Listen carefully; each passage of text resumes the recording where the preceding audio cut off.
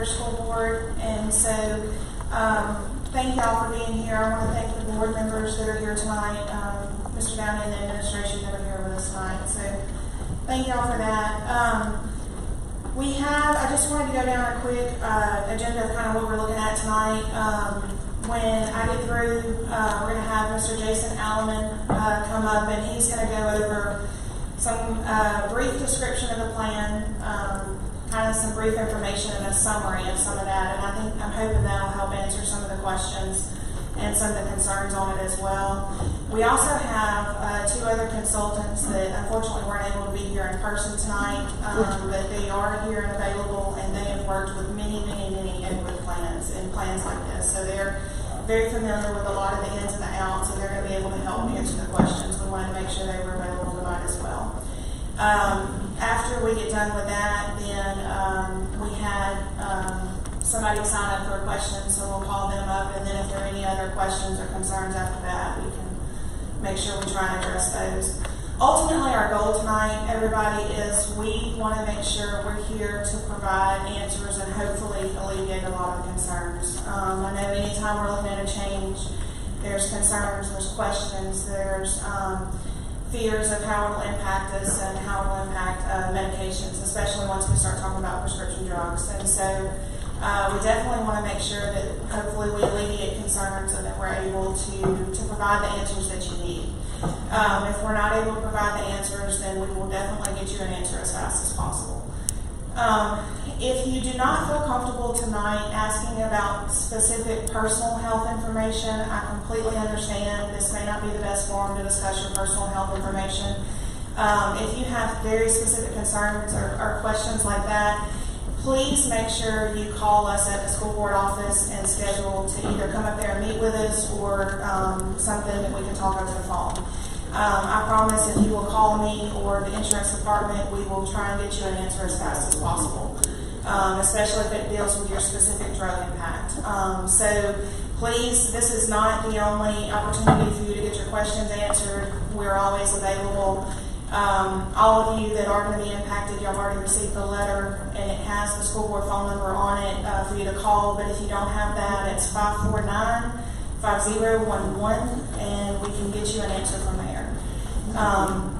So please call, and we will definitely get you an answer as fast as we can.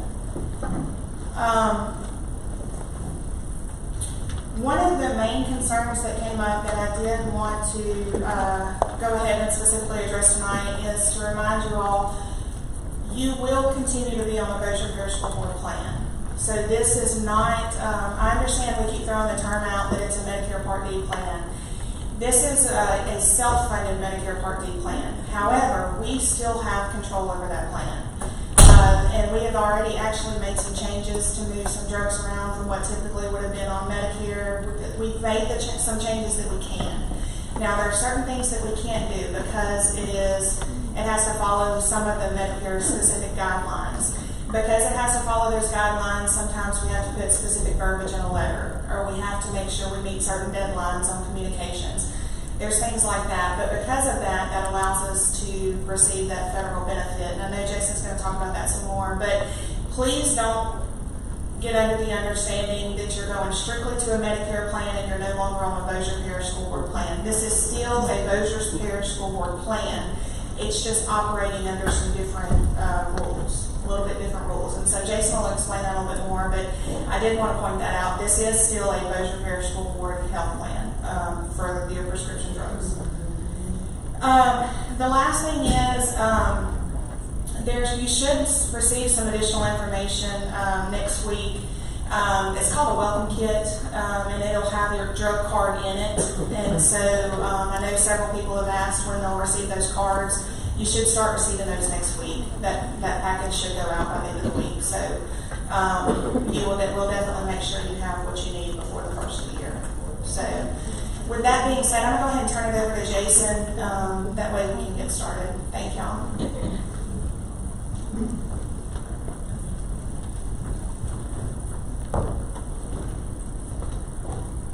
Good evening. I'm going to go through a presentation on what the program is. It stands for Employer Group Waiver Plan. Okay. And it came about basically about 9 years ago.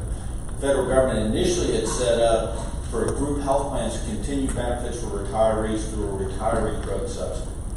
And so we were able to get some of the money back by not moving retirees to a Medicare Part D program. In addition to that, they came up with this employer group waiver plan. And it allows us to benefit from manufacturers' discounts as well as reinsurance from the federal government, which means substantial amount of money, and does not affect the school board or you. So the money comes from other sources other than the school board or you putting money in. And that's what we're trying to take advantage of with the AILA program. We have spent countless hours on conference calls and meetings over the past 3 months to try to get it to where we are today. I'm pretty proud of the things we've been able to accomplish, the avenues we've been able to mitigate the impact on people. Even beyond when the letters were initially sent out, we were able to change some things to where now it impacts less people, and there's less of a change that people feel.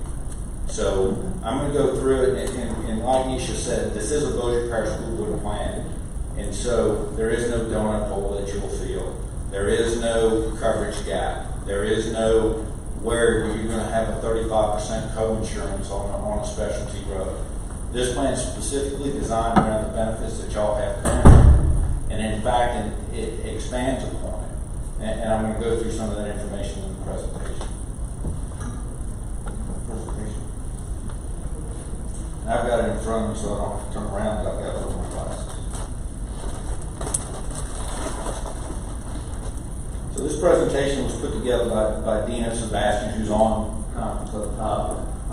Gentleman in the white shirt, and Renata Jones, who are the consultants that we hired to help us through this pathway, because again, this is a new animal for us. So we wanted to make sure we had people to help us negotiate contracts and make sure that we had every avenue that we had to lessen the impact. So again, it stands for Employer Group Waiver Program. And in this program, we're going to do it.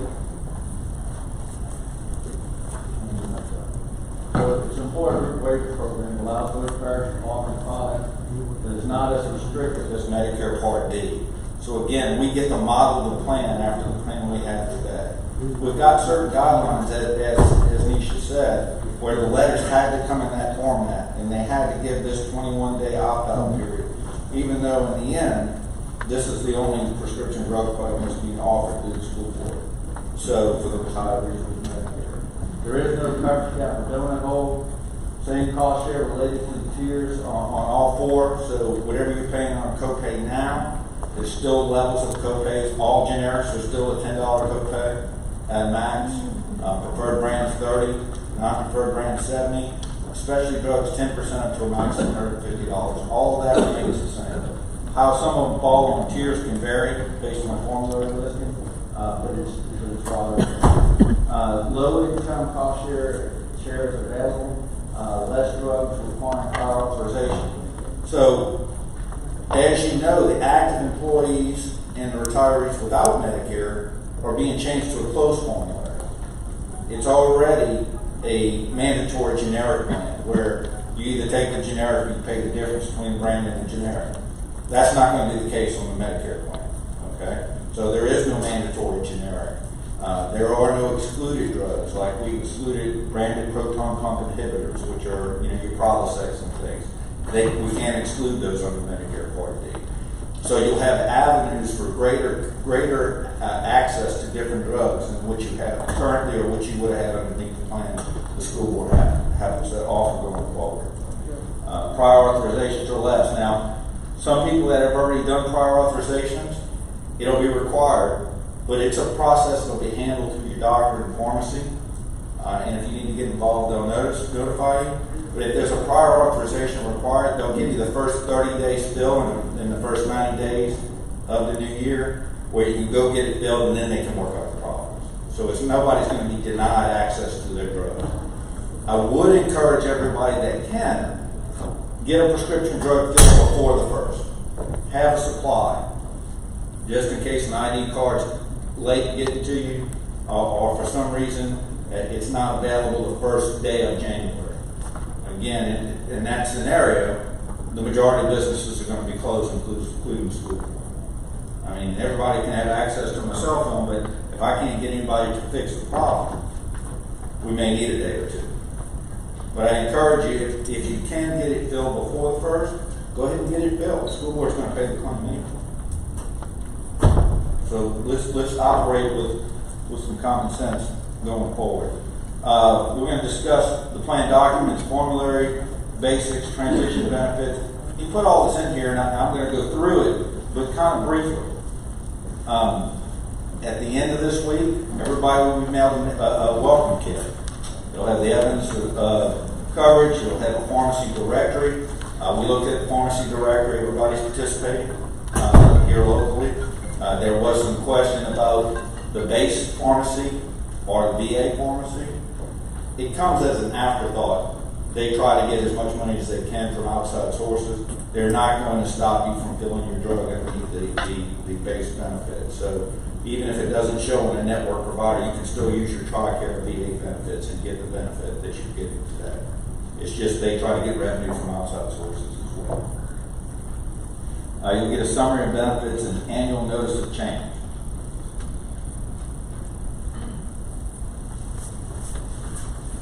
This outlines the benefits which are similar to what you have today. It's got a basic formulary, list of drugs to be covered by the new plan. It's open. So there's not a drug specifically that's excluded, with the exception of some from Medicare Part D, but it's a wider base network. There is some prior authorization and quantity limits in step therapy, and there's some opium edits, but that's all in the plan today. So we're not deviating from what we have today. We might be narrowing the number of prior authorizations required. A level 1, which is generics, are covered for a $10 copay. It's less than $10, you pay the lesser amount. But that's what it is today, that's what's going to continue. You do a mail order, it's 3 times the supply, just as it is today. A preferred brand is a $30 copay. Mail order, again, $90 for a 90-day supply. Non-preferred drug is $70. You do 3 times in the mail order. A specialty drug, it's limited to a 30-day, but it's limited to 30 days today, and it's 10% up to a max of $150 for a specialty drug. Specialty drugs are generally biologic in nature. They treat such things as arthritis, psoriasis, those very expensive drugs that you see on TV all the time. Enbrels, Humiras, Cosentyx, some other drugs that treat other things. But that's how it's treated today. A specialty drug today is 10% up to a max of $150. There's a transition benefit.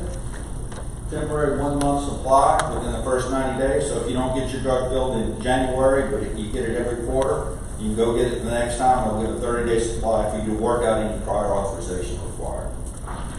Okay. And there's some required, but it's very basic when it's prior authorization. They ask basic information about the member. What's the necessity for the drug? And if they check the boxes, it's approved. So it's not as invasive as what it is today on prior authorization. So it's actually less.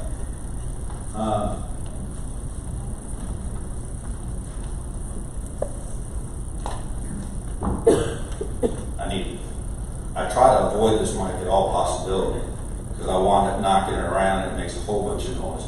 But I was told that if I don't speak into the mic, people online can't hear me. Temporary 1-month supply again, first 90 days. Receive a transition fill letter with the next step. So if you go and you get your initial drug fill, they'll send you a letter and they'll say you need to contact your doctor or contact your pharmacy. Here's the number they need to call to get the prior authorization fill. The doctor will also get the letter. And it's like I said, it's a very simplified questionnaire. Coverage and determinations. There's a limit on certain medications through prior authorization and quantity fill limits and step therapy, but that's in our plan today. And again, it's not as invasive as what we have currently. High-risk maintenance or medications. Medicare Part D takes a couple of steps to try to protect a member from taking a drug that might pose a problem to somebody in an elderly age, combination of two drugs. So they had edits in there to say, to question the doctor, are you aware they're taking these other medicines? And that's just a requirement of Medicare Part D. Medically accepted indications for Ozempic, Trulicity, and there are certain drugs that, while in nature can treat different things, they may be looked at as a drug for a specific condition. Sildenafil is Viagra, and it may help somebody with a prostate issue. And so if it's written for that purposes, it can be filled. If it's written for a sexual dysfunction, it's not filled. But that's just part of Medicare Part D. And it's not a drug we cover today. Continue to be excluded weight management, fertility drugs, hair growth, erectile dysfunction, prescription drug, vitamins, and minerals, except for vitamin D and folic acids. There is a tier exception program, okay? And what happens with the tier exception program is you go in and they give you a tier 3 drug, a $70 copay. If your doctor will show that you've tried the lower tier and it has no benefit for you, they can move you down to a tier 2. In some instances, even a tier 1, that's the next available drug, if they prove that it's an exception process. That is not available to you today. We can go through an appeals process and we can get them to accept the higher level drug if it's an excluded drug, but you still pay the higher copay. Under this scenario, you get the drug that you want, that you've been taking or wanted to take at the lower copay. So again, a benefit in many instances.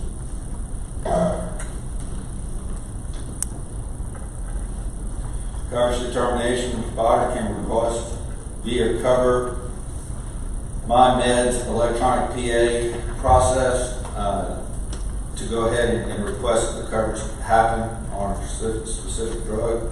Member can call customer service to make a request. Express Scripts will make outreach to providers for clinical information. So if Express Scripts has a prior authorization requirement or needs some proof of medical necessity, they'll actually reach out to the doctor and not wait for the doctor to respond. So this is a step further from what's done today, and that everything relies on the doctor responding and answering your questions. They'll actually try to make it happen quicker. They will make a determination within 70 days standard, or if it's expedited, it's 24 hours.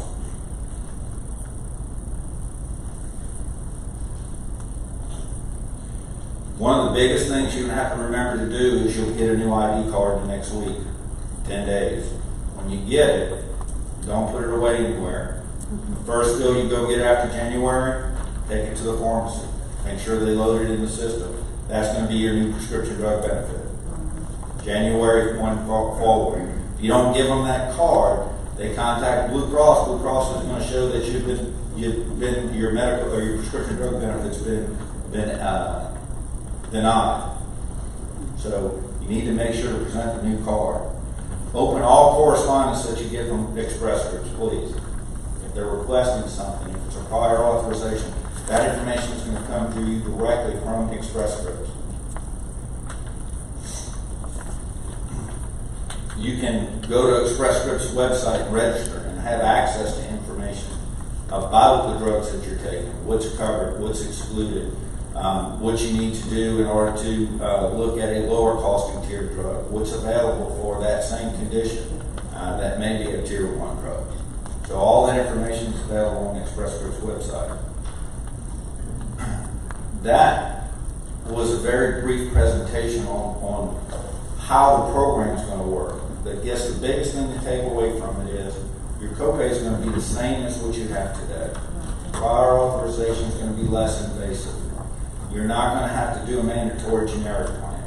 You're not going to have as limited as a benefit on preferred or non-preferred drugs.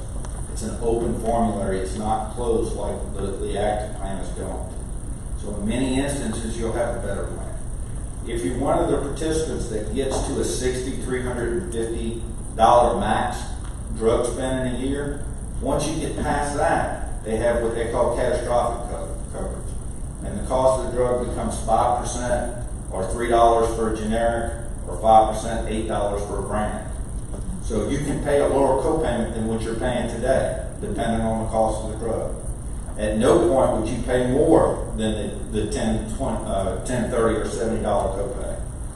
So you're still capped at the copay's max, but you may have the benefit of a lower copay. You go get a generic and pay $3 after you get past $63.50. I looked at the volume of people that had claims over $63.50 in 2020 up to November, so through October.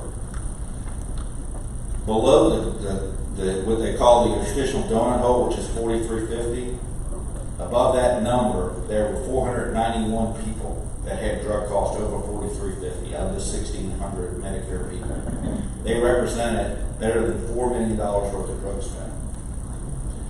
Then when you get to the ones that got over the catastrophic level at $63.50, there were 318. Those people represented $3.5 million. When we get past the donut hole, the drug manufacturers pay 75% of a brand new drug and 67% of a generic in the donut hole, from from $43.50 to $63.50. Then the federal government pays 80 cents on every dollar over $63.50. What that could mean to the school board is about another $2 million in expenses not coming from you and not coming from the school board. So huge savings are available to try to make the plan run better and afford it long term. When Medicare was developed, there was no prescription drug coverage. When the school board put in the coverage for the retirees, drug prices were nowhere near the level they're at today. There are people that are on this plan that are retirees of Medicare that through 10 months have spent over $160,000 on prescription drugs alone. So the cost is astronomical. And we're not trying to put any pressure on y'all as far as the cost. We're just trying to make sure that we're using every advantage we can to keep costs down for your membership and to continue the plan for as long as it's viable. When we look at the total expense of the retirees with Medicare, A and B, it's better than $11 million for 1,500 people covered. So it's not that anybody's trying to duck coverage or shift costs to y'all or do anything. We're really doing this to prolong the plan and to make this as affordable as possible. Unfortunately, the drug companies see everybody sitting in this room, and this health plan is a revenue stream. And they try to figure out how to get the maximum revenue out of the plan they can. And all we're doing is trying to use the avenues to reduce the cost of the plan, to prolong it, and to make sure everybody's able to get an affordable drug at a reasonable basis.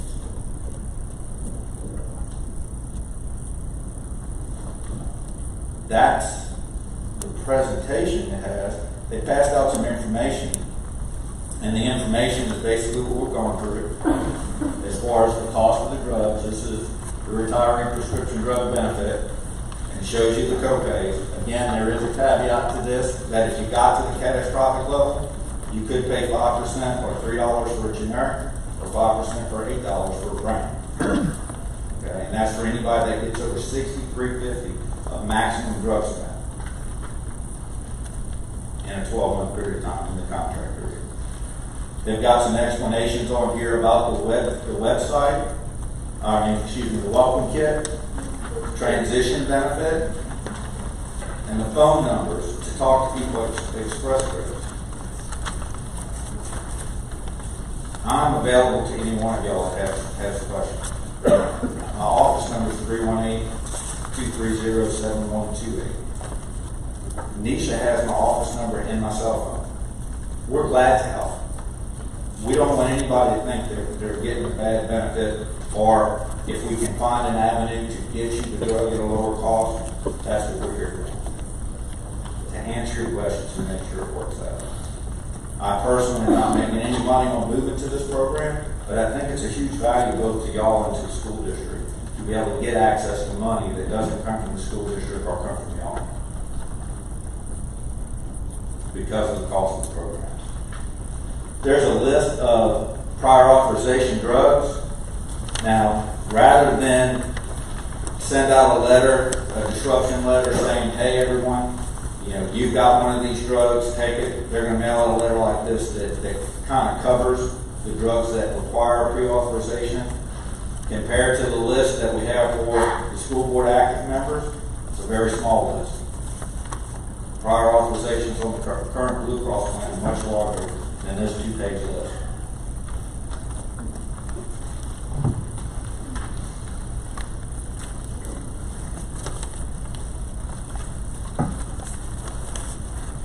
That's the information that I brought today to share with y'all. I guess we'll open up the questions.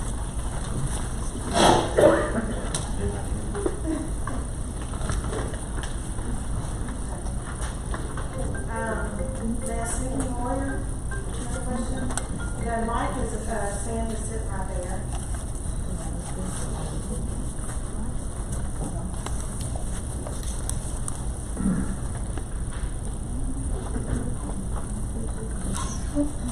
I don't have a specific question, but I've sat through a bunch of these meetings, and I do not understand it. I used to sell insurance, so it's not foreign to me. But it sounds like it would be a big deal if you have to take a name brand prescription, and it would still cost more. We're retired. Some of us didn't end up with that much retirement, and that's the people that's going to hurt. Some of them cannot even afford 3 months supply of one medicine, much less if they take several. So it's going to hurt all the way around. And I don't understand why the guy that brought this to the board is not even here tonight. I think he ought to be facing us. I'm not for it. I don't like it a bit. I drove school bus for 42 years. I've been retired for 7. And I think that the things that the school board offered was good. And I think they did us right. And I think we ought to keep that instead of going to something like this. I guess I do want to address a couple of those. I think the plan that you're thinking about, Ms. Royer, that the guy came up and presented on was probably the Medicare Advantage plan. Now that's not Talk about that. okay, but because I didn't have nobody specifically brought this one to us. But anyway, we're good. I do understand that concern. I can appreciate that concern. All I can say, y'all, we really have tried to make this as equitable and as close to what we have now. We've kept the tiers the same as the current plan that you're on. We've actually tried to move drugs around so that the drugs stay, where they are and the least impactful to individuals. We've put in a lot of hours to try and make sure that this impacted you as least as possible, but I definitely do understand and appreciate those concerns. That's the only written individual that wrote down to speak. Is there anybody that has a question that might have come up after what we've presented tonight? Yes, ma'am. If you can walk to the mic, that way we can hear you. Those can hear you online as well.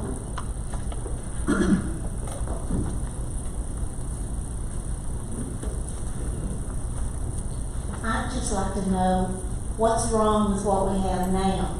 Why do you have to change things?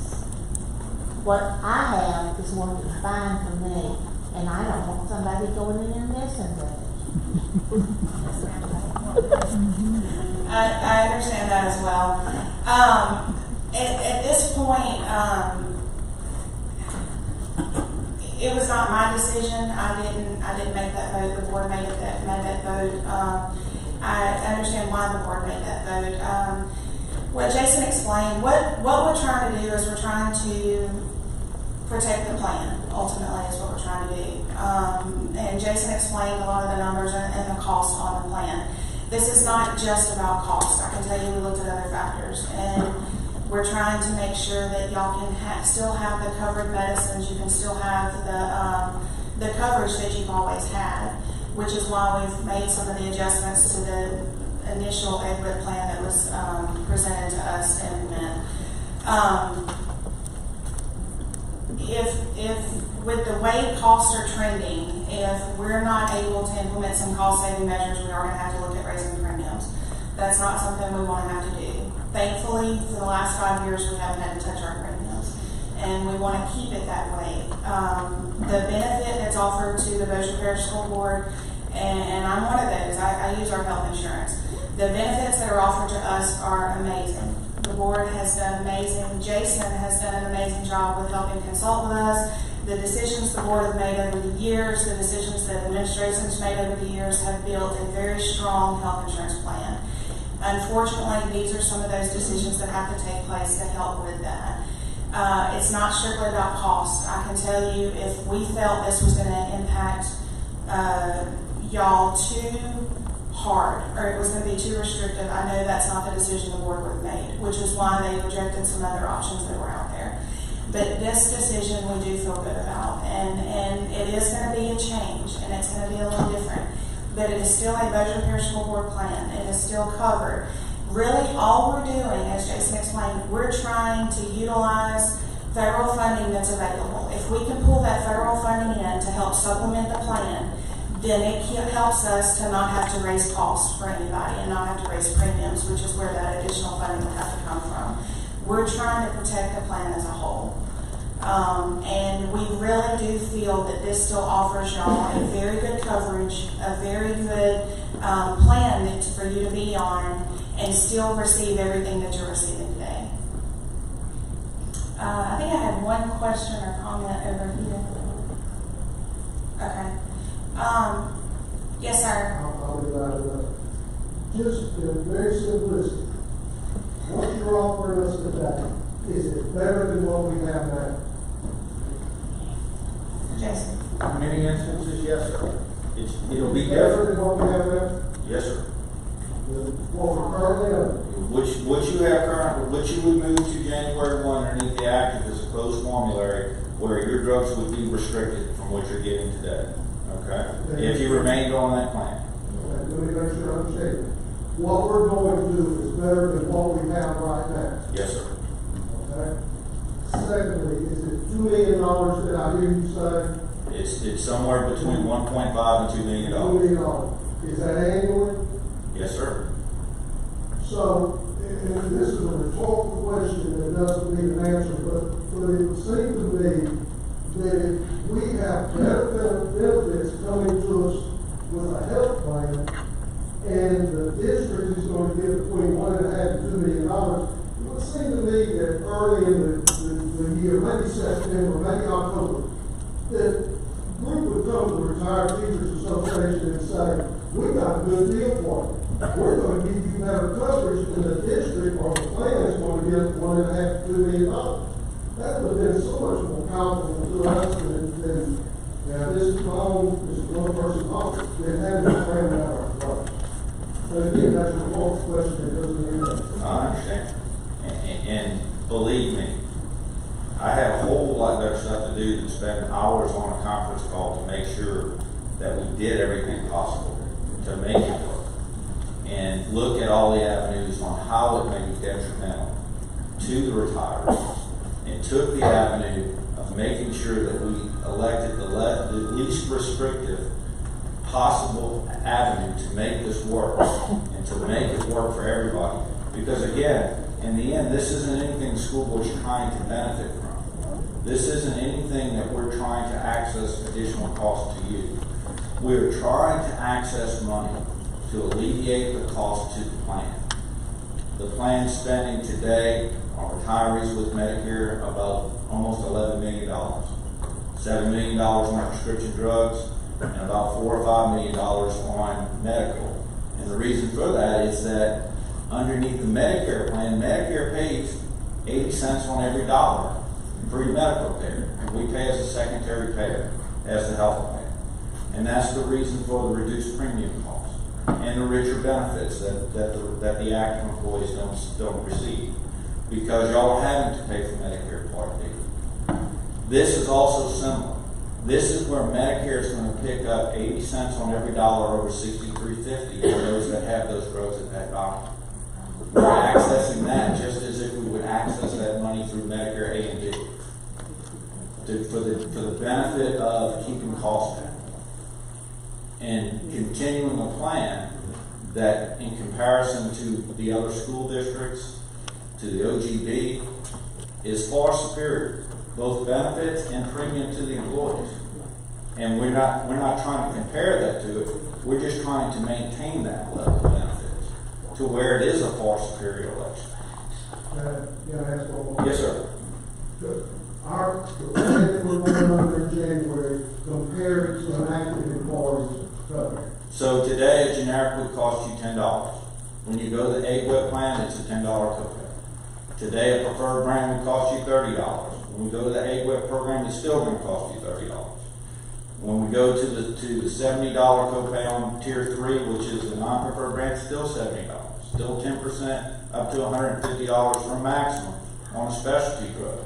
If you get past the catastrophic level, you could have a copay at 5% or $3 for generic, or 5% or $8 for a brand, which is better than what the actives do. You will not go to a closed formulary. You do not have a mandatory generic benefit as the active employees do. Again, all of these things, though they're little twists and turns, can mean additional money or savings to you, or the benefit that you choose to take a brand name drug when a generic is available. You'll pay that copay. You won't pay the copay plus the difference between the cost of the brand and the generic. So again, we've tried to work through this to make sure that any plausible avenue to make it more appealing or less restrictive, we've taken that format. And believe me, I understand it's a difficult situation to be looked at as if it's being forced down. And so we've made every effort to try to make this as palatable as possible. We had 242 people or 248 people that would be affected by the change on an impact report. We changed it to where now it's under 170 or under 180 out of a possible number of 1,600. So everything we've done is been step to step to step to try to make this better, to try to make it to where you can continue to get your drugs where you get them, at the cost you get them, or a better cost, or have access to a greater panel of drugs. Is it equal to or better than active employees? Again, yes, sir. Equal to or better? Yes, sir. One thing I want to point out, and I'm sure all the retirees know, Jason keeps mentioning a closed formulary. On January 1, everybody's changing. Active retirees without Medicare and retirees with Medicare. Active and retirees without Medicare are going to what's called a closed formulary, a more restricted list of prescription drugs that are going to be covered. So everybody is having a change January 1. What Jason keeps comparing to that closed formulary, that if we did not do the EdWIP plan, retirees with Medicare would have been going to the closed formulary just like active employees and retirees without. At that point, that would have been a lot more restrictive on the retirees with Medicare on this group than the current plan that we're putting you on. The current EdWIP plan is less restrictive than what everybody else will move to in January. So this is actually a better option. But everybody, the whole plan is going to be impacted January 1, either through the closed formulary or through the this program, the EdWIP program. I think you had a question.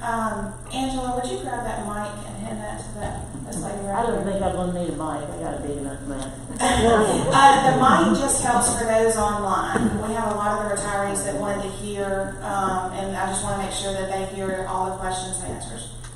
Okay, I'm a retiree, 23 years, I drove a school bus. And I planned on retiring with an excellent insurance like I had when I was an employee, an active employee. Okay, you're saying that the plan will be $90 per prescription if you go with the script, right? 3 months supply, I'm sorry, 3 months supply. I take 10 to 12 prescriptions a month. Yes, ma'am. And I can't depend on getting my medicine through the mail. So you're saying that we will be able to go to Walmart where we get our right now? Yes, ma'am. And what if it's under $10? You pay the lesser amount of the $10 or the amount that's being charged. So the co-pays, the format of the co-pays, the $10 and $30, none of that has changed. The rules on the 3-month supply has not changed for this group. And so all of that will be the same. And the major suppliers for pharmacy, CVS, Walgreens, Walmart, all of those are covered. And so you can still use all of those locations. Also, I had heard that if we did not go with this plan, we could not have our other Blue Cross Blue Shield medical. Is that true? So one of the things in the letter that went out from Express Scripts says that you do have a 21-day opt-out period. Jason had mentioned that as well. We were required to put that in the letter.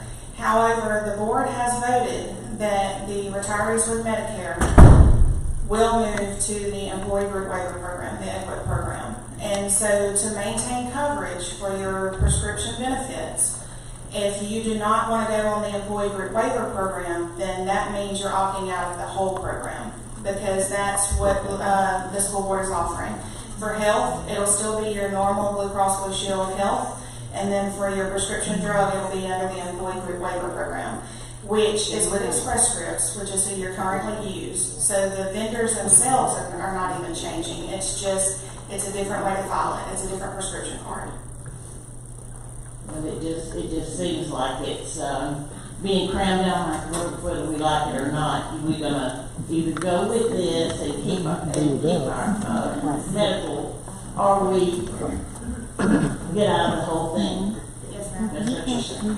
Yes, ma'am. And I do understand that. I do. I understand that feeling. I can tell you on the active side, we're also making plan changes, and plan changes affect the plan as a whole. And that is an effect to everyone that's on that plan as a whole. And unfortunately, this is a plan change. So, but I do understand and definitely respect that feeling. I do. That's actually one of the main reasons I wanted to make sure that we had this tonight. I want to make sure that y'all, will you come up to the light? I can't walk. Okay, we'll bring it to you. I want to make sure that y'all are heard, and that y'all know y'all are heard, and that we do, and that we answer and address as many as concerns as we possibly can tonight. So we're bringing the mic right back to you. Thank you. Jason, when were you first asked to look into this by the board? This was brought to Nisha and my attention by a different consultant out of June, early June, late May. And so we started looking at the process of what the potential could be and how we could structure the benefits starting in June. Were other plans looked into at that same time? They all operate the same way. And again, we structured the co-pays the way that we chose to, based on the current benefits structure that was in the plan. We went for the broadest access network that was available and for the open formulary. And at that point, the money from the federal government remains the same. The prices on the drug remain the same. So one or another, it didn't matter as much as accessing the additional money from the federal government and from the manufacturers. And a couple more things. If you really backed off and looked at this, we could have an OCR case of discrimination.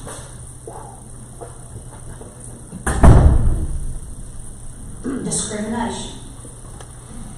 We were pulled out separate. I know other things are happening with other, but we did not know anything about this. And the board, if they approached you in June, then we could have known.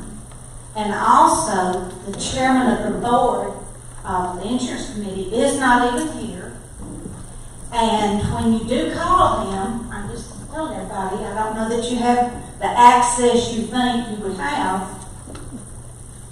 Sweet Jason will return your call, and I appreciate that, Jason. and you tell me. But there are some things to work out. Call the Express Script number that was in the letter, and they say, Bossier Parish. Now, if they don't know how to pronounce it, how can they work with us? And also, when I call, because y'all assured us that we could get questions answered through y'all or through Express Script. So, okay. So, when you call Express Scripts, I was told that they couldn't tell me anything until January the 1st. Yes, ma'am. So there are some problems. I just wanted everybody to know what we're looking at, and we could have been told this a long time ago that we were even looking into it. And believe me, even though I'm retired, I still watch the school board meetings and the committee meetings because I still have a vested interest in the school board because of my family and many, many friends. And it's not right. Yes, ma'am. We did have a conversation with them about their call center, and instructing them how to pronounce Bossier. That's just a little thing, but, you know. We did talk to them about the letter, and in the letter it said call after January 1st. We told them, then why send the letter now, other than it's required by Medicare Part D. We addressed it. It was unfortunately a format that was acceptable to Medicare Part D, and we had to stick with the same format. Again, we are not, and I assure you, trying to force anything on anybody. We're trying to look out for the plan and the cost. And dig into the coffers then. And we are accessible. I mean, even if you can't get the people on Express Scripts, I'll give you the more common sense layman answer, and I'll help you find a solution. I know that. And so I take what I do very seriously. There are avenues behind the health plan that you can find access to, discounts, copay assistance, financial support on some of these specialty drugs that copay assistance may go away, but the financial support is still available through other avenues. Yet, unfortunately, as I said, I mean, good gosh, you know, when this plan was written with Blue Cross in '95, I worked for Blue Cross. And at that point, we had a $500 deductible, and all your prescriptions went to the deductible. It wasn't a drug card. You know, and nobody had $500 worth of drugs in here. Well, now we got people that take over $500,000 a year in drugs. And there's no stopping these people. They've made the benefit unlimited. So, you know, we look at some of these drugs today that are coming to market that are genetic invasives that are $2.3 million for a single treatment. $2 million for a single treatment with the drug. Now, supposedly it cures you, but it's $2 million. And all we're trying to do is make sure that we continue a very rich plan. I mean, there is no avenue. Nobody's taking money and putting it in their pockets. Nobody's trying to get a lesser benefit. We're trying to make sure that this is something that when we walk away from it, we say, you know, that worked out the way it was intended to. And there'll be some bumps, and there'll be some issues. And I'm going to assure you that if you call me with your problem, we'll find a solution. It might not be the answer you want to hear, but we'll get the answers.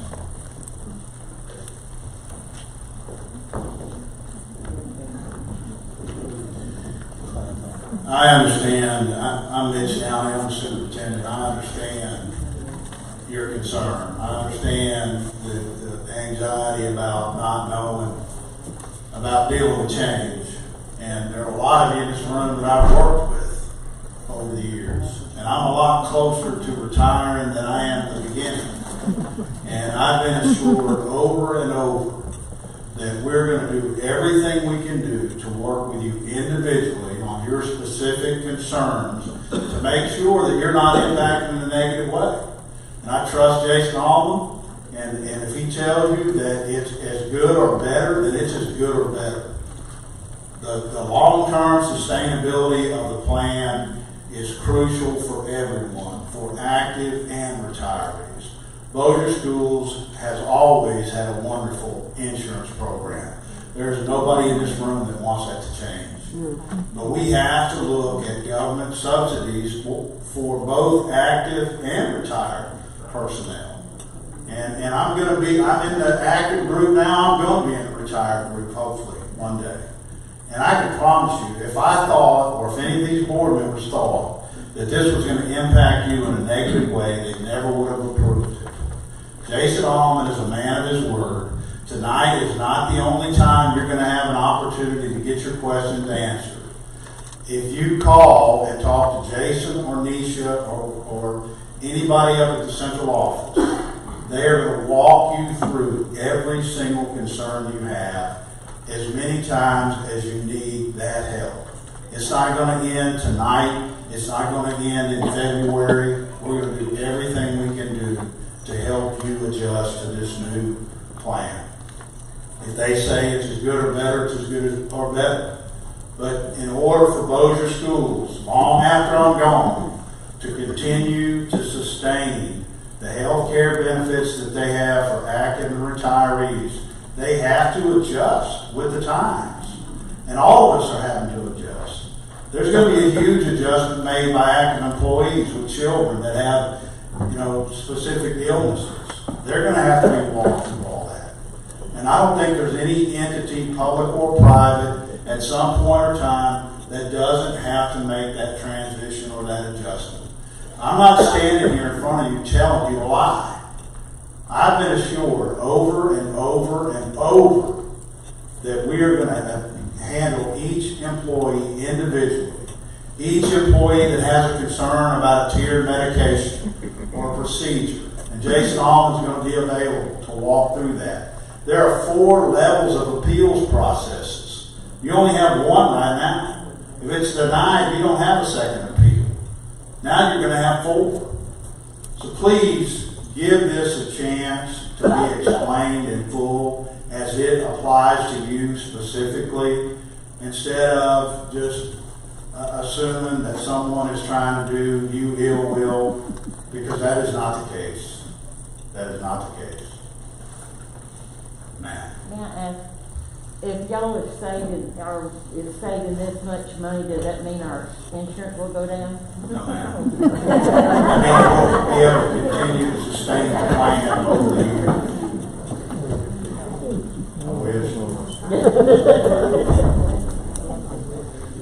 Anybody else have a question to me? Yes, sir. What was the rationale behind the position that if you opt out of the drug program, you also have to opt out of the entire medical plan, as opposed to giving you an option just to opt out of the drug program only? So, since we're using the Medicare Part D program, you can't opt for a second Medicare Part D program and still have this program. So Medicare, when they take your Social Security and your Medicare number, they only allow you one Medicare Part D program. So if you opted out of this, if you're a retiree with Medicare A and B, you pay nothing, and you get the drug benefit included in it. If you go outside and you buy a Medicare Part D program, you're going to pay a premium for that program, and you can't have both of them. And we can't send the information to Medicare and have them accept it. So this is the one program that's being offered with the medical. If you don't like the program and you don't want to use it, you can opt to not use it. But if you stay on the medical plan, this is the one that's tied to the medical plan going forward. For the retirees with Medicare A and B. Yes, ma'am. I'm not sure I understand this utilization management. Yes, ma'am. My husband has an inoperable back condition. He's been under the care of pain management for the last 7 years. And it says here that he'll have to go through the authorization step, therapy, and the quantity limits. What exactly Renata, can you answer this question, please? Yes, I can. Are you able to hear me okay? Yes, ma'am. Okay. So I think I heard the question. She said her husband had an inoperable back condition and is on opioid therapy through a pain management clinic. Is that correct, ma'am? I can't understand, I have hearing problems, I can't understand what she's saying. So she just repeated what you said, that your husband had an inoperable back issue. He was taking a high-dose medication for pain management, most likely an opioid. Yes. And she's going to address that, and then I'll repeat it back in the mic. Okay. Okay? Right. So the way that works is because everybody's probably aware of the opioid pandemic. Medicare has actually put in certain restrictions. And I can already tell you that he's going to a pain management clinic and being managed for that condition. His prior authorization would be approved, so he would get the quantity limit and the step therapy overridden. It's just to make sure that people who are on long-term opioid therapy is actually on it for a condition that, like you said, isn't operable. There's no other alternatives for that person's condition to be resolved. And then the doctor just answers a couple of questions, and just because they're in the pain management clinic, they'll already be aware of that process, and they'll be able to actually get that approved very quickly. So, ma'am, basically what she answered was, just like our plan a couple of years ago, the Bossier Parish School Board plan, went into the opium management program because of the opium pandemic caused by Oxycontin and Purdue Pharma and all the other high-paying medicines. They tried to limit the amount and the quantity that somebody can get to keep them from selling it on the street or becoming addicted. And so that's in place both on the current plan and in this. But if your husband has already gotten to the point where he's in a pain management situation, it's going to be approved just as it is today. And basically, it's a handful of questions that they ask about his condition, and it's kind of a check-the-box questionnaire from my understanding on the prior authorization. It's, have you done this, have you done that? You check the box, it's approved. It's not more in-depth, it's not medical records, it's a straightforward question to your pain management doctor. So the quantity, the dispensing limits, and the other avenues would be approved to get it beyond the limits of the plan. Is that correct, Renata? Yes, that's correct. Thank you.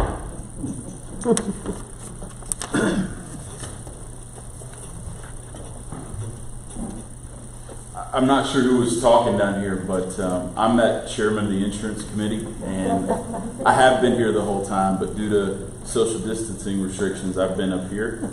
When they said that this EGWIP plan was brought to them, it was not brought by me or anyone local that is a consultant. It was brought by other school districts, correct me if I'm wrong, or a consultant for other school districts that are utilizing this plan.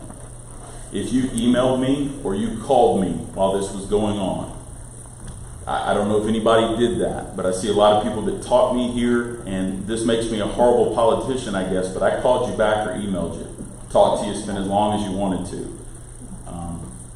I got put in this chairman of the insurance committee position. This was brought to us, we put it to here.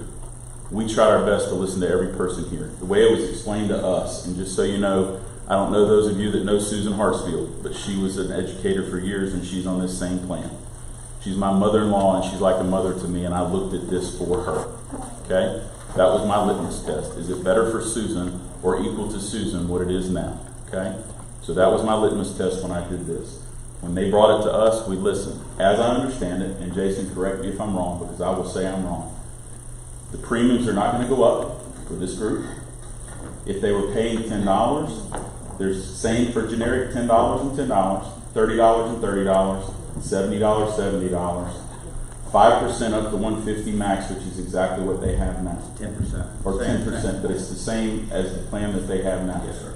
It's the exact same company, Express Scripts, that they were using under the old plan. Yes, sir. Yes, to administer this. Yes, sir. So what we're accessing are those federal funds as it was explained to me. If you would like to talk to me or email me or call me. I don't know how to dodge people. It's my fault. I will call you back. I will email you back. I will talk to you. But I wanted to stand up and say, A, I have been here. I'm new to this board, and I got put in that chairman's seat. All I know to do was, like you all taught me, is shut up and listen, and that's what I was trying to do. But I can promise you I've been here during this whole meeting, and I'll be happy to talk to anyone in this room. But just like Mr. Downey reiterated, I have faith in our expert. This man does not get paid a commission based on this. He gets paid to consult us on what's best for the plan and what's best for the people in this room.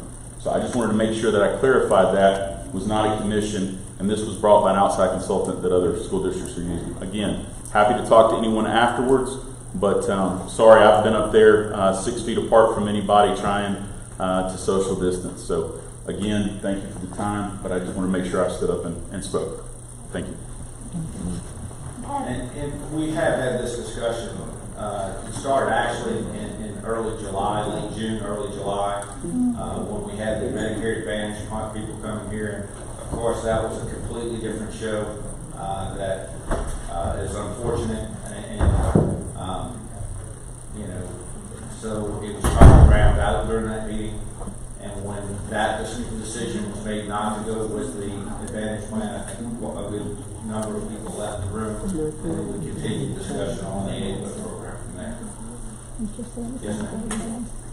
When Express Scripts first came out that they could get us a better deal on some medicine, I don't know how long ago that was, they contacted me and said, well, we can get you a better deal on 2 of your prescriptions.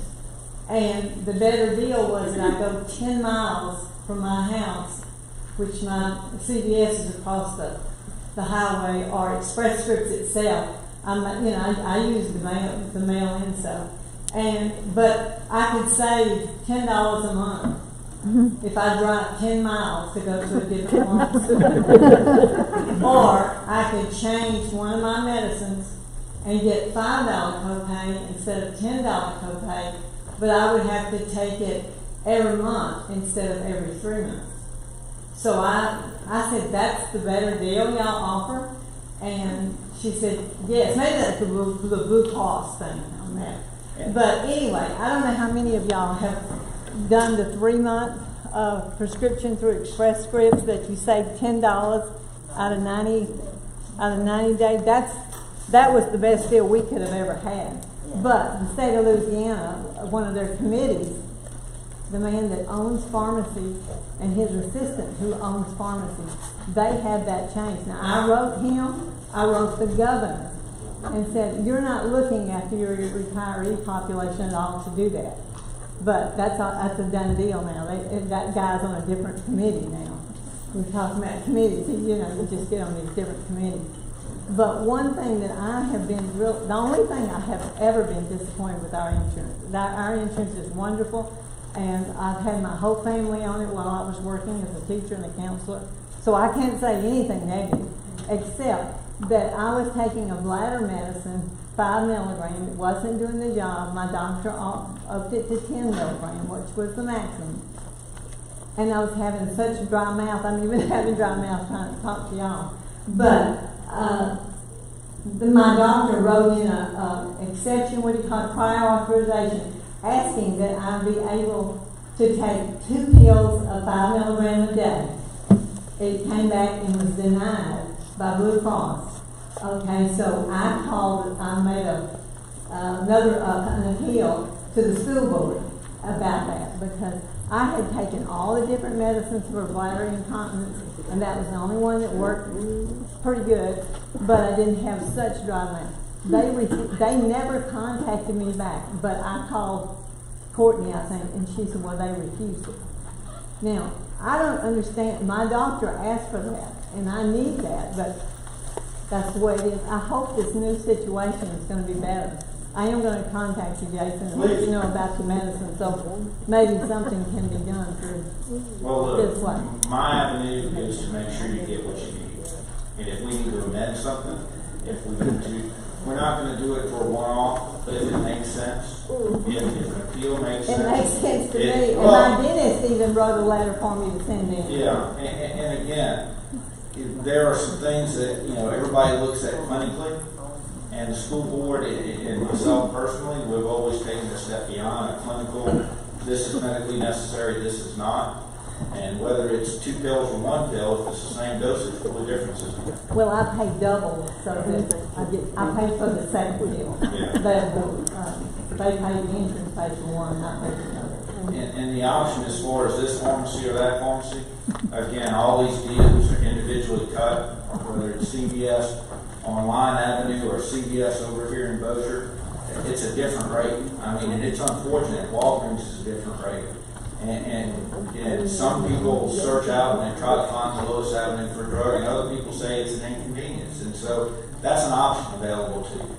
But I'm telling you, these drug manufacturers, these pharmacies, when you got insurance companies being bought by pharmacies, CVS now owns Aetna. And they don't own Aetna because they thought an insurance company was a great investment.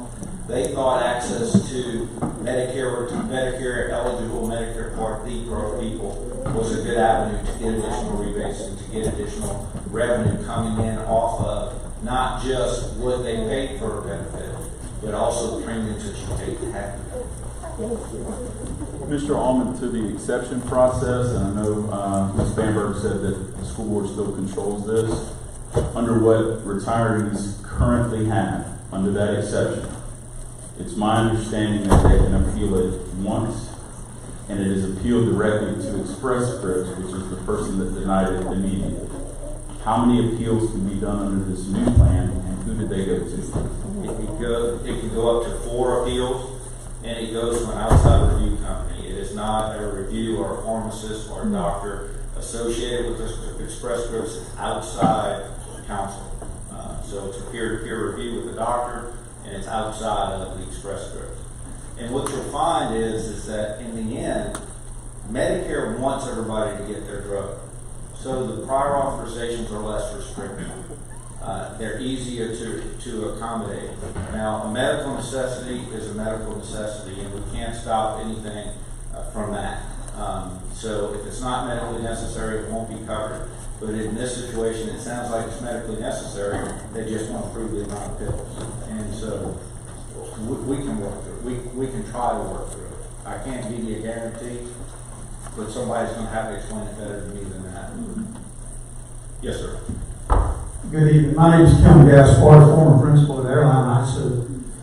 For those of you that are aware of the situation we went through with the Medicare Advantage situation, I want to call your attention to a couple of things about that.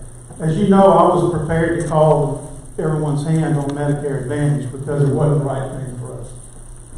But I do have to give some kudos tonight to the school system. After all, this is the body of people that gave me a job when I needed one. Okay? They gave us all jobs when we needed them. And times have changed. But just to set the record straight, the evening that Medicare Advantage was first talked about was not the big meeting, it was the meeting before that. And on that agenda, not only did it say talk about different Medicare Advantage plans, it also had listed number 2 as the closed formulary, and number 3 was the EdQuip plan. Now, we all got that information sent out, and we all were scared about Medicare Advantage. And that took us all over, but I have to tell you that after the big meeting, when we knew that the school system was not going to pursue Medicare Advantage, everybody got up and left, but guess what was talked about? The EdQuip and the closed formulary. And it was not voted on that night. It was voted on the next month. And I was at that meeting also. Now, I've had tons of phone calls from friends that found out that I was at those meetings and asked me about what I thought about it. And I'm going to tell you what I think. both of the plans that this Bossier school system is going to, the one that affects retirees only, not Medicare retirees and regular employees at this time, that plan is a Bossier Parish plan. This plan, having to do with the EQIP, is a Bossier Parish plan. The best part about it, knowing that I can appeal it, I can go through Bossier Parish people to appeal. This is not us going to Part D. After all, we stayed with the Bossier Parish pharmaceutical plan prior when we had that choice because it was better than Part D. But as Mr. Alderman has told you, they were able to design a plan that meets or exceeds. And it's still a Bossier Parish plan. Okay? So we were informed about this. Okay? Some of you have been at all the meetings along with me. But a lot of you have not. We were told about it. I have been corresponding with everybody about this. Mr. Alderman knows that he and I have discussed this several times. And the selling point is that it is our plan. It's just utilizing, the federal government said, if you do this, we'll give you money. Would you take it? Yes. Now, to clarify something else, Bossier Parish School Board's got a deficit for the first time in a while, and the insurance committee voted at that time to try to close that deficit. Okay? I wanted to say we had to try to find $2 million. 1.6. And initially, we were just going to do the closed formulary. But when it was shown that the EQIP could help us almost be even Steven here, the school system felt they owed it to the public as well. If the plans were going to be equal, they owed it to the public to spend their money wisely. So I appreciate that about what the school system has done. And remember, they're the person that gave me a job. Okay? And I liked it enough, I spent 30 years doing that. So I have to give them the benefit of the doubt as far as them being forthcoming with us, because they have been. You can go back and look at the information that was put out and what the agenda items said we're going to be talking about. And they were. And they were questioned by people who were here. And the very questions that some of you have asked tonight were asked at that same meeting. So I have to, I was willing to argue like the Dickens about Medicare Advantage and still will.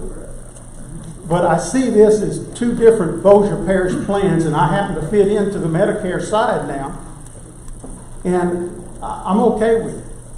Now, in a year, if my butt gets pretty well beat on this, I'll be back here squawking. I promise you. But from all indications, they've really tried to do this the right way.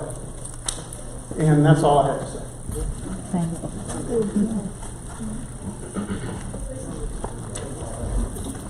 Good evening. I'm a retired military, so I have patience. My name is Ken Wiggins. I've been on the board for 22 years. There was much mention about the board approved this and the board approved that. I was not on the approval. I didn't like it then, and I don't like it now. I think it unfairly puts too much on the retirees. Plus, at this time, it's not a retirement. There's COVID, the virus, raging in our country, in our state, in our community. If a person has difficulty getting the medication that you're used to, that you need for your survival, you've got to go through steps for some of these. I don't think this is time to do that. We need all the help we can get you to survive. We shouldn't leave you out there.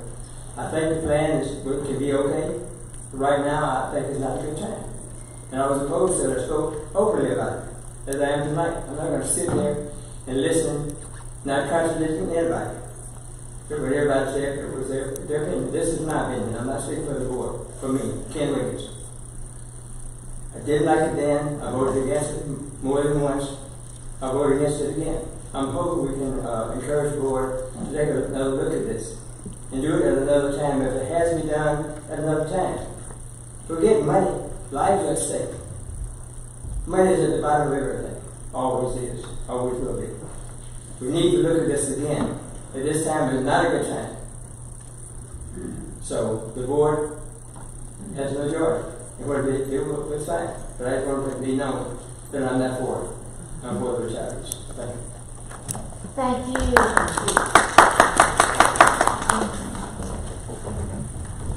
Thank you, Mr. Wiggins. Ms. Brotherton, do you have a question? On that question, I just wish you would one more time go over the fact that everyone, active, retirees with Medicare, retirees without Medicare, are all going to change. Everyone's going to have to change. Even if the retirees with Medicare stays on what they have now, what we have, is going to change. And Correct. You know, all of it's changing, so you're not going to have a choice with that either. I mean, I'm retired without Medicare, so I don't have the luxury of having Medicare. I have to go on what the actives have. But mine's changing too. And as a board member, I'd just like to say, we would never vote on something that we felt like would hurt anyone at all. We fought very hard. I fought very hard for the Advantage plan not to pass. You know, so I'm just saying that just kind of stop and sit back and take it in and let's give it a chance. Along the way, if it doesn't work out, we've been told things can come back. But I think we all are going to be changing. The close doesn't sound nearly as good as this plan, to be honest. Correct. And I think that everybody here, Ms. Brotherton, just reiterating, of course, that everything is changing January 1. My coverage changed, Ms. Brotherton's changes, she's a retiree without Medicare. Everybody is going to a change in January 1. Ours is going to be a closed formulary.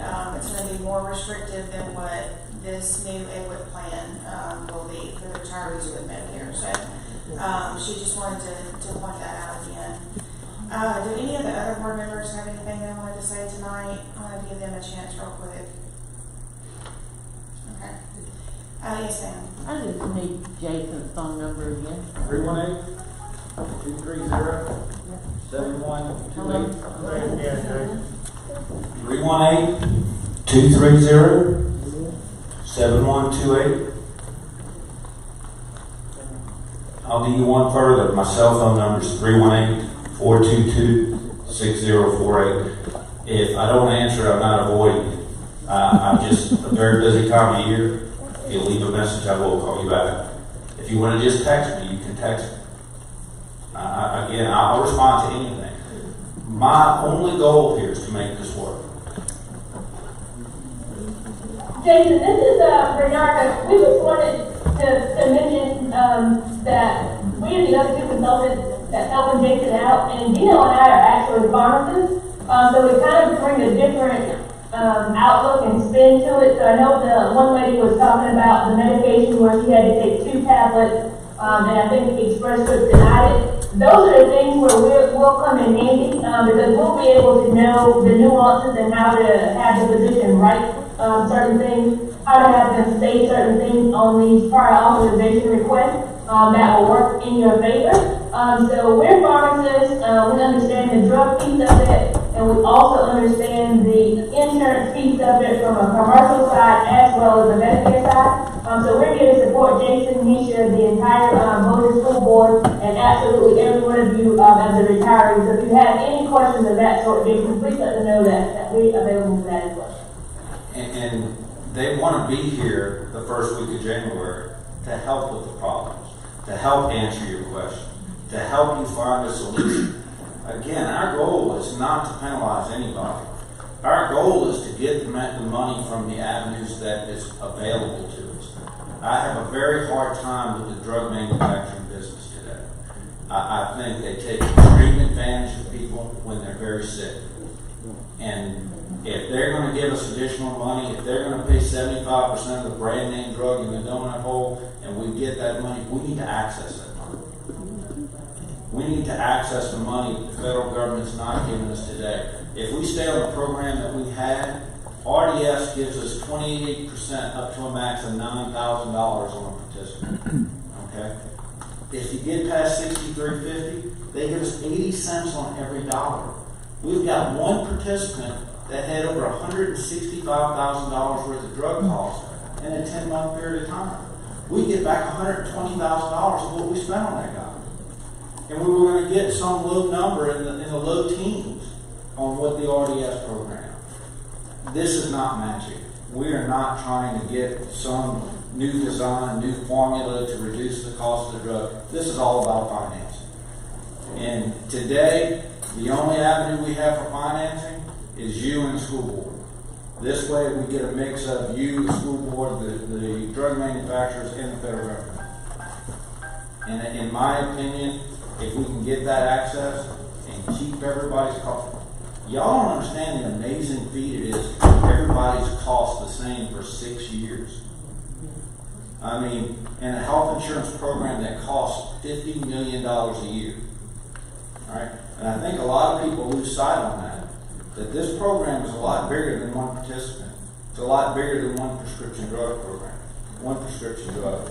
We're trying to coordinate things on 8,800 people to keep it affordable for everybody.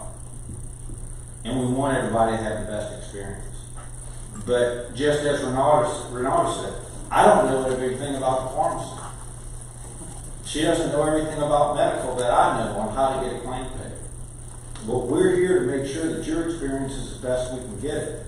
And we might not give you the best answer, the answer that you want. It'll be the right answer. And it'll be an answer that's not from the perspective of the drug manufacturer or the insurance company. It'll be at a perspective of somebody fighting for your side to have it benefit you. That's all I have. Jason hinted at something. I'm going to get your question in 1 second. So, as y'all know, Christmas break is coming up. That does not mean we're unavailable. I want to point that out. The number that you had in your email, and I will tell you again, is 549-5011. That is actually the phone number to Angela, sitting right here. She is our insurance clerk. Y'all also know Courtney. She is our other insurance clerk. If you will call and leave a message, even during Christmas break, Angela is going to forward all those messages to me, and I will make sure that that is taken care of. Okay? Either I will call you back, Jason will call you back, we'll get in touch with Renata and Dino, or Express Scripts. We have contacts with all of them, and even though the school board will be shut down during that period, that is not, that does not mean that we will not get back to you. It may mean it'll take a day, but we're going to get to you as fast as we possibly can. If y'all need my number, it's 549-5017. But either way, if y'all will call Angela and leave a voicemail with her or leave it on mine, we will get back to you. Also, as he said, Express Scripts is going to be on call January 1. Dino and Renata are also going to want to be here. They're going to be here that first week of January. As things happen, their sole duty is to go through what's being processed, is all of it, or all the drugs being processed correctly, what's getting denied, is there something we need to look at, and they're going to be on the ground, or boots on the ground. We're also still in the office all this week. If y'all need to come and talk to us about something specific on yours, or if you want to call us, please feel free to do that. We're not trying to be unavailable. We're just trying to make sure we can get you the answer as fast as we can. So, yes, ma'am. Okay, so I'm an active employee, part of the program. Where do I access the list of how my drug coverage is going to change for me and my family? So the actives, you should have received a letter if your drug was going to be impacted.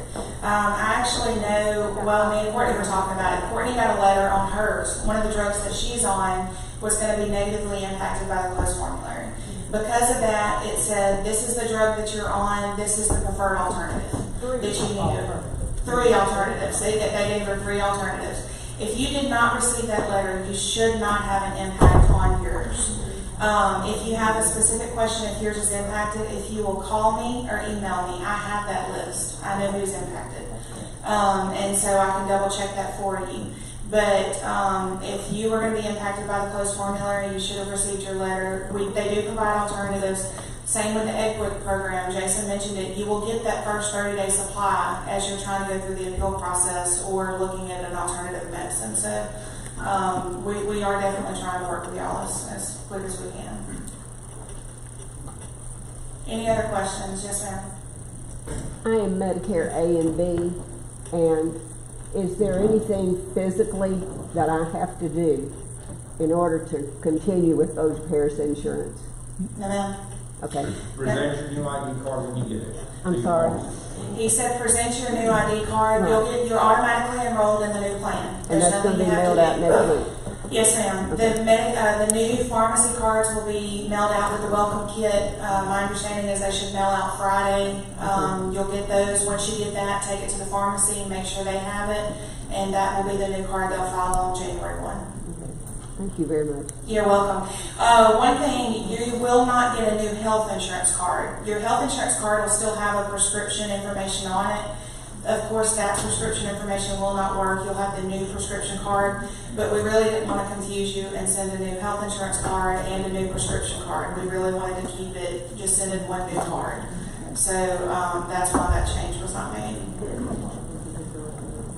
Yes, ma'am. Just to be sure, you did say that we could still go to the base, and that wouldn't be a problem affecting anything?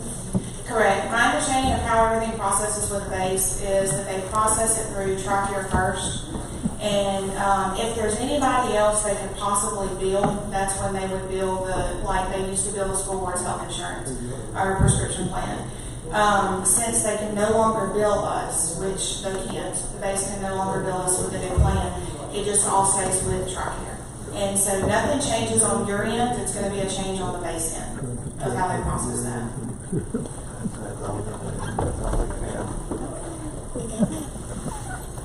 So we can use the Express Scripts website to get all our stuff ordered? Yes, ma'am, that's my understanding. When you get your card, you'll be able to register at the Express Scripts website. Okay, so we need to go in and redo some of that. Yes, ma'am. You'll be on my website. Everybody's leaving, please get your prescription filled at the end of December if you can. Give us a little bit of time. I can tell you all day long that on paper, I can tell you all day long that on paper and everything we've talked about and everything we've worked through, everybody's going to get their ID on time and everything's going to be perfect. But there's a human element. There's a male element. There's everything that can go wrong between now and January 1st. Buy us a little time. We will get it fixed. It will work. But it's just a matter of working through hiccups. And again, we're available.